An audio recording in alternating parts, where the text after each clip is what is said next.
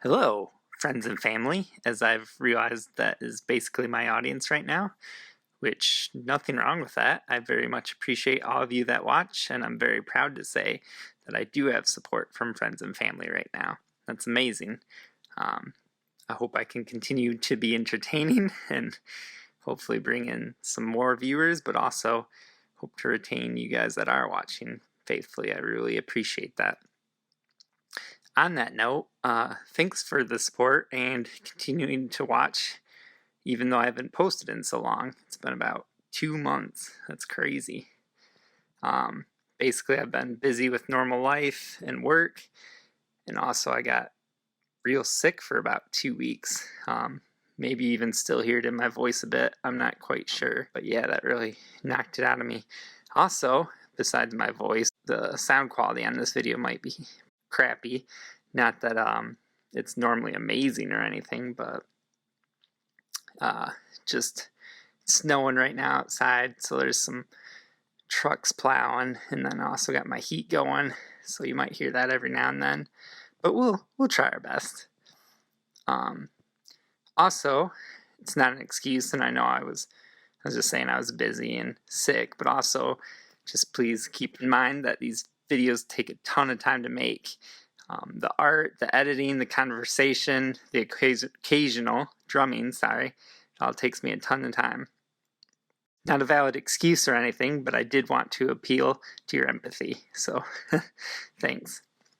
Next, thanks to my friends Heidi and Eric. They gave me some drawing paper, which I really appreciate. That's what I'm using today in this video. It's pretty large and very good quality, and I really appreciated the gift. Also, you might have wondered, why did I start the video in pencil? I know I call myself the Philistine artist because I'm not a traditional artist and don't really, I care, but I know sometimes my, what would you say, sometimes the perspective is off and I don't draw traditionally, so it's not perfect.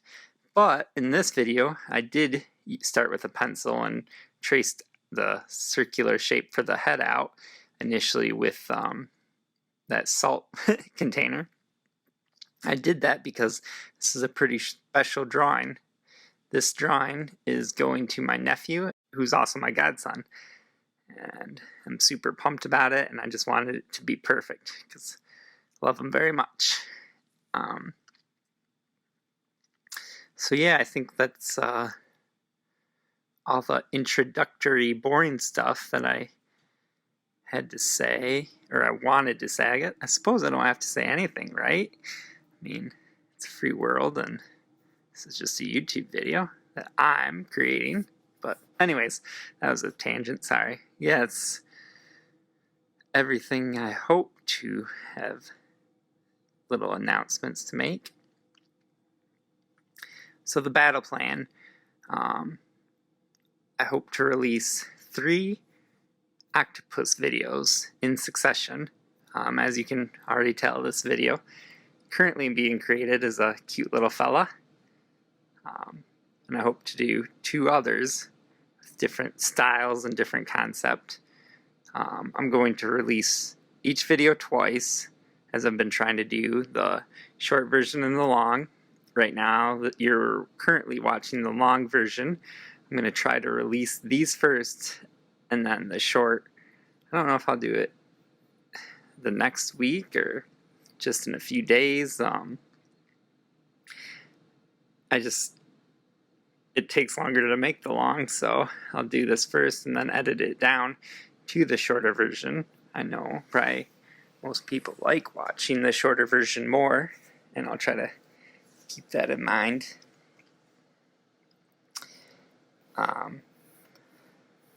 So yeah, this video's currently going full steam ahead. I'm already using colored pencils. I don't do that often a lot either. I know I did in the frog video a bit, but like I said, this is going hopefully on display if it's good enough, and it's for my nephew, so I was open to doing a few things out of the norm just to try to create a piece of art that I'm proud of.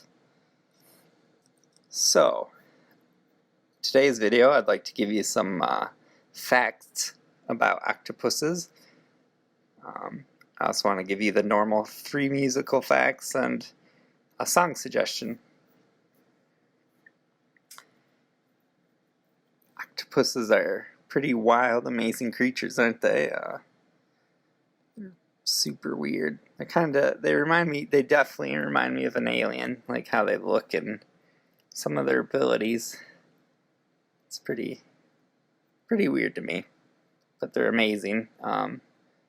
Things science have shown that they can do are pretty wild. So first, the scientific class that octopuses belong to, they're cephalopods. Their scientific name of the order that they belong to is Octopoda. That's pretty easy to remember. The next thing that I find super interesting, being a lit major, maybe other people won't, but there's a debate on how to pluralize their name. Well, I guess it's not really a debate. There is a correct way, but also I like the incorrect way better, and to me it sounds better, but I suppose it's not right. So the word octopus comes from the Greek word octopus, as far as I can tell, but it's spelled with a K and one of those emphasized O's. I should probably have looked up how to say it, but it'll be fine. Yeah, on paper it just looks like octopus, but with a K, which means 8 foot. Easy enough. So some people say octopuses, and some say octopi. I like octopi just because I can think of similar words that follow that brand of language. But octopuses is technically correct, and that's because, as I said, the word octopus comes from Greek, and if you follow Greek rules for plurals, it would be octopuses. Octopi, that I ending that you see in some plural words, what would be one? Maybe cacti comes to mind. Maybe I'm wrong on that. Maybe it's supposed to be cactuses too. Oh boy. But anyways, that I way of ending plural words, yeah, that's a Latin rule, grammatical rule, so that wouldn't technically apply to this word as it originally comes from Greek. I thought that was pretty interesting and strange. More fun facts about octopuses. In this video, I'm going to try to give you some general facts. I'm going to try to space out different facts through the other two as well, so I'm not trying to burn through all my very limited information on octopuses all at once. But yeah, size, they can range pretty big range. The largest octopus ever recorded is the giant Pacific octopus, and they typically can grow to about 16 feet and weigh around 110 pounds. It's a pretty big animal. But the largest one ever recorded was supposedly supposed to weigh more than 600 pounds and measure 30 feet across. That's according to National Geographic. They probably know, but it's a pretty big animal. But I guess it's believable because their cousins, squids, get very large. So, makes sense. The smallest octopus is the octopus wolfie, which is a pretty cute name even. It is supposed to be smaller than an inch and weighs less than a gram. I should look up a picture of them. I bet they're adorable. Must be hard for them to eat though. They're so small. Now there's tons of little creatures, sea creatures that are pretty small. I was thinking about zooplankton or plankton or whatever, but they wouldn't eat those because those are more plant-like, right?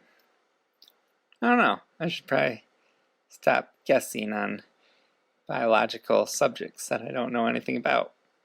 Anyways, octopuses, are carnivores, which means they eat carnies. So they're usually present at the local fair, stalking down some carnies. They love the grease of it and the fats. No, just kidding. They are carnivores though, but no emphasis on the E, carni, just carnivores, which means, I'm sure you all know, it means they eat meat. They eat fish, they love little crustaceans, crabs. I read, can't remember the source, but I read one place even said sometimes they can eat birds. That's pretty crazy. I don't know if it means like some birds that come down to the water to catch some fish, or if they just mean like if they find a dead one. I don't know, but that's wild. Typically how they eat, they set themselves above their prey, and they just kind of lower down on them, and they have a little mouth. I think it's do they have a beak? I think it's the squids that have the beak. I will clarify that on the next video. But yeah, they use their tentacles to hold their prey, and they just chomp, chomp, chomp, eat away. Pretty funny little animals. Pretty smart. Imagine it's, I think in captivity, a lot of good keepers at least, or scientists, focus on making food fun for them. We've all seen the video where, there's a crab in a vase or a vase or something, even sometimes with a lid on it, and the octopus has to figure out how to get them out of there. I think since they're so smart, mealtime can be a little bit of a challenge, or keepers can make it fun for them. Anyways, I think that's all I have for octopus facts for this video, at least. On to some musical facts. My first fact, if you watch my Instagram, you already know this. I apologize for using a fact, but I just think it's cool. Brian Wilson once wrote a song titled "Do You Like Worms?" but it's not about worms at all. The lyrics are pretty random, actually, completely. I think it's kind of about American history, actually, maybe. I'll have to go back and listen to it. It's on the album Smile, and this is generally regarded as the period when Brian Wilson was having mental troubles and was getting a little bit weird. But I don't know, most of the songs on that album are great. My second fact for you is about grunge legends, or can't remember. I think it's the word grunge. Yeah, I think Kurt Cobain didn't really like being called grunge. He wanted to be identified more with just punk or, classic rock and roll, maybe like the Ramones are viewed or something. But anyways, history and musical critics have titled them a grunge band, so we'll say Nirvana, debatably the biggest grunge band in history, my favorite, so I don't feel bad saying that. They have a song about the Andy Griffith Show, at least if it were set in a horror universe. It's a crazy song. Floyd the Barber is the name of it, and it's basically about, sadly, the cast of the Andy Griffith Show torturing and murdering a poor little fella, or whoever, the narrator of the song. Yeah, so that's wild. My third fact for you is that John Frusciante, the guitarist, for a little bit of time at least, we all know the crazy history of that, the guitarist of the Red Hot Chili Peppers, like I said, In and Out. Also, he's been a guitar player for the Mars Volta. He's incredible. I like his funky style, and I love both those bands. But anyways, the fact is that his mother and her church friends sang backup on Under the Bridge, the very popular hit from Blood Sugar Sex Magik. Great song, but yeah, in that chorus is John Frusciante's mother singing. Pretty cool. I like that story. I like that fact a lot. Trying to get a perfect, cute black pupil. Those big eyes, signify baby creatures. Trying to make this octopus as cute as possible. Anyways, yeah. Song suggestion for this episode, this video, this art project. I don't know what else I can call it. I'm already losing synonyms. Yeah, song suggestion. I'm gonna suggest, because currently it's really been in my head and I've been playing it a lot. Normally it's not one of my favorite songs or anything, or I think the reasons I like this song are actually better exemplified in other songs, but here we go. I'm going to suggest to you Bombs Away by The Police. I love Copeland's drumming in it. Everything Copeland does is magic, but I just think it's got a really cool beat. I like how he uses a hi-hat. He opens it a little bit, plays faster sometimes. Sometimes it's just, a basic hi-hat beat. And then there's the uneven bell rhythms on that super clean bell, which it's fun to hear. That's classic Stuart Copeland. He has some flam hits, which he sometimes uses as little fills, little ways to break up the beat. He does a few changes in the pulse rhythm of the bass drum. Oh, that's classic Copeland. But like I said, there's probably other songs that could better showcase that style. But I've just been really liking this. I love the fill into the song. Starts off with a cool little tom and snare roll up fill, and then right into the hi-hat. I dig that. Copeland's clearly a human metronome, but he still has that very loose feel. Love that. And he's Stuart Copeland, the drummer for The Police. He's obviously known for bringing a reggae style into indie pop, whatever they are. I don't know. They used to have a lot of punk influence too. Their first few songs were mainly that. But yeah, he's known for bringing in that reggae feel. He's known for sometimes not even playing a snare in a beat, in a measure, or just one hit on every third beat. Sometimes he subtracts out the bass drum, sometimes the hi-hat. He's very focused on making unusual patterns but keeping the beat. Has two lines I really like. One is, "The general only wants to teach France to dance." It's funny. The other is, "The general scratches his belly and thinks his pay is good, but his company stinks." I think that rhymes with another line in it, so that makes it cooler, but I don't remember that line. But anyways, I love any song, obviously, criticizing war and armies, and those lines do that. Pacifist, love peace. That's another reason I love this song. That's I think the episode's about over. So yeah, go listen to that song for the amazing drumming, not for the ooh ooh oohs, which are on the offbeats of every hit towards the end of the song. I don't know why the Police do that so often. I'm not a huge fan. Anyways, thanks for watching. God bless, figuratively and literally.